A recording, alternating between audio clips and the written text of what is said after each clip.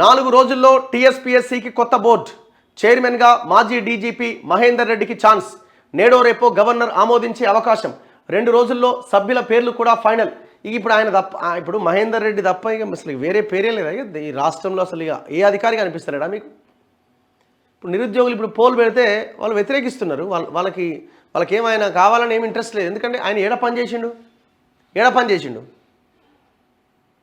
కేసీఆర్ గవర్నమెంట్లో పనిచేసిండు. ఏం చేసిండు ఆయన? పనిచేసి డీజీపీ ఆఫీస్లో ఉండి ఎట్లా లోపల వేయాలి, ఎట్లా జైళ్ళల్లో వేయాలి, ఏం చేయాలన్న వ్యవహారం మొత్తం నడిపించిండు.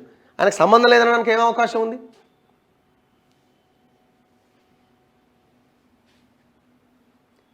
గవర్నర్ తమిళిసైతో CM Revanth, deputy CM Bhatti భేటీ. రిపబ్లిక్ డే వేడుకలకు ఆహ్వానం. టీఎస్పీఎస్సీ చైర్మన్, సభ్యుల నియామకంపై చర్చ. సరైన పేర్లు ప్రతిపాదిస్తే వెంటనే ఆమోదిస్తానన్న గవర్నర్.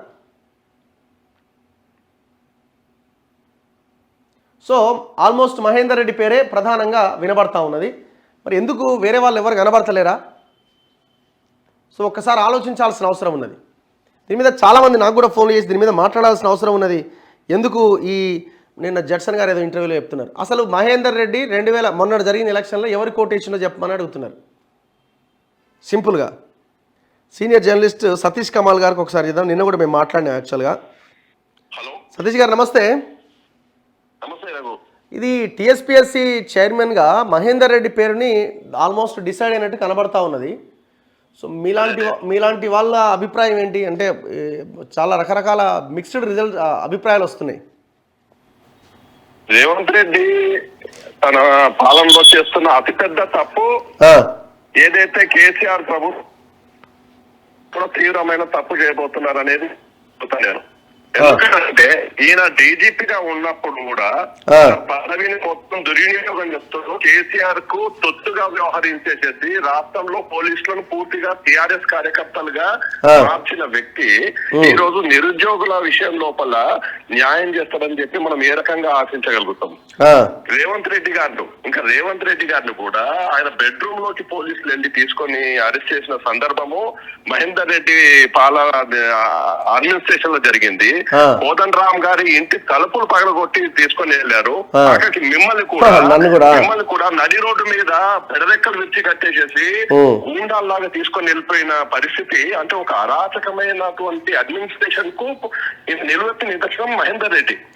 అట్లాంటి వ్యక్తి, అంటే రాజ్యాంగం ప్రకారము చట్ట ప్రకారం నడుచుకోవాల్సిన వ్యక్తి, ఒక కేసీఆర్ కు తొత్తుగా వ్యవహరించిన వ్యక్తి రేపటి రోజున టీఎస్పీఎస్సీ తరఫున అయితే నిరుద్యోగులను ఏ రకంగా వాళ్ళ జీవితాలతో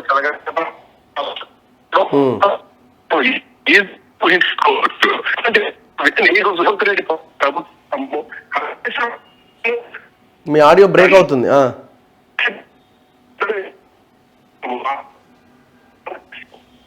చేయాలి. ఈ రోజు ఆ ప్రకటన చేయకపోవడం మూలంగా ఈ రోజు మహేందర్ రెడ్డిని టీఎస్పీఎస్సీ చైర్మన్ గా తీసుకొని వస్తారంటే నిరుద్యోగుల్లో కూడా తీవ్రమైన అశాంతి నెలకొంటుంది.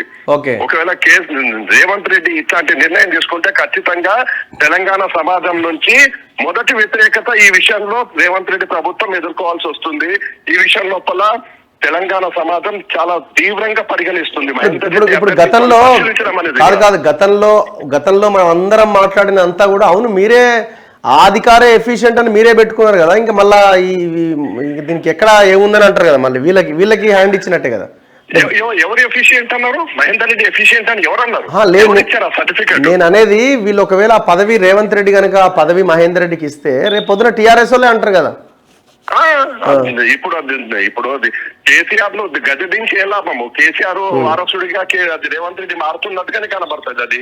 అవును, కేసీఆర్ పాలనకు సంబంధించిన అవశేషాలను అన్ని మోస్తున్నారంటే ఇప్పటికే జయేష్ రంజన్ ను మోస్తూ నవీన్ మిత్తల్ ను మోస్తూ తీసుకొని వెళ్తున్న రేవంత్ రెడ్డి కేసీఆర్ వారసత్వాన్ని కొనసాగిస్తున్నారని అపప్రదను మోస్తున్నారు.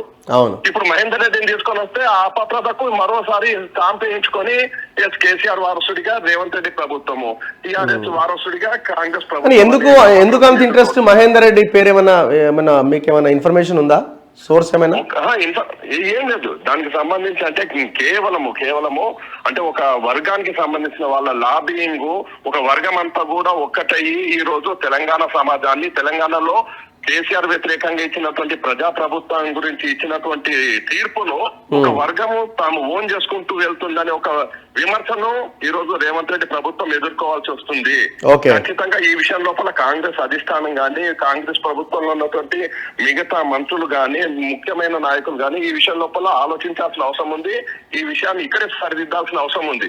ఎందుకంటే చేతులు కాలిన తర్వాత ఆకులు పట్టుకుంటే ఏ మాత్రం ఉపయోగం లేదు. తెలంగాణ సమాజము మీ ప్రభుత్వ నిర్ణయాలను, ప్రతి నిర్ణయాన్ని కూడా నిశ్చితంగా పరిశీలిస్తుంది. ఈ విషయంలో చాలా అప్రమత్తంగా కాంగ్రెస్ ప్రభుత్వం వ్యవహరించాలి. కాంగ్రెస్ లో ఉన్నటువంటి సీనియర్ నాయకులు కూడా వ్యవహరించాలి.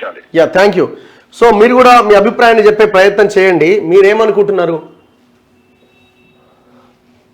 సో మాజీ డీజీపీ మహేందర్ రెడ్డి టీఎస్పీఎస్సీ చైర్మన్గా నియమిస్తే ఓకేనా?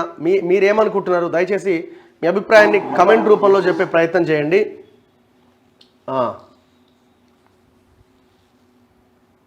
కాంగ్రెస్ పార్టీ కోవర్టు ఇంకేమైనా ఉందా?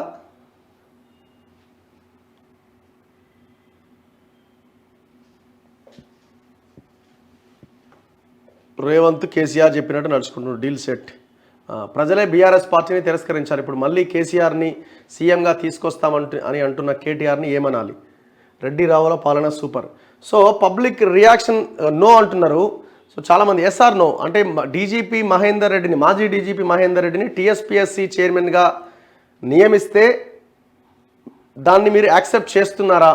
ఆకునూరు మురళీ సార్ని చేస్తే బాగుంటుంది. సో మరి ఆ ఆలోచనలో ఇప్పుడు ఏమంటున్నారంటే 62 years లోపు ఉండాలి, ఆయన ఏజ్ ఎక్కువగా ఉన్నదని ఒక లైన్ తీసుకొస్తున్నారు. కానీ సరే ఆయనకి ఇష్టం కూడా అంతగా ఆయన ఎడ్యుకేషన్ దీని మీద నేను ఫోకస్ పెడతాను ఒక యాంగిల్లో ఆలోచిస్తున్నట్టున్నారు. ఒకవేళ ఆయన్ని ఖచ్చితంగా ఒప్పించి నియమించే ప్రయత్నం చేయొచ్చు. ఏముంది, అమెండ్మెంట్ తీసుకొస్తే అయిపోయా. చాలామంది అదే అడుగుతున్నారు, ఆకునూరు మురళి గారిని చేస్తే చాలా అద్భుతంగా ఉంటుంది, బాగుంటుంది అని. మీరు చూడండి, ఎవరిని అడిగినా కూడా ఈ నిర్ణయాన్ని ఎవరు యాక్సెప్ట్ చేయట్లేదు. అంతా నో నో నో అనే అంటున్నారు.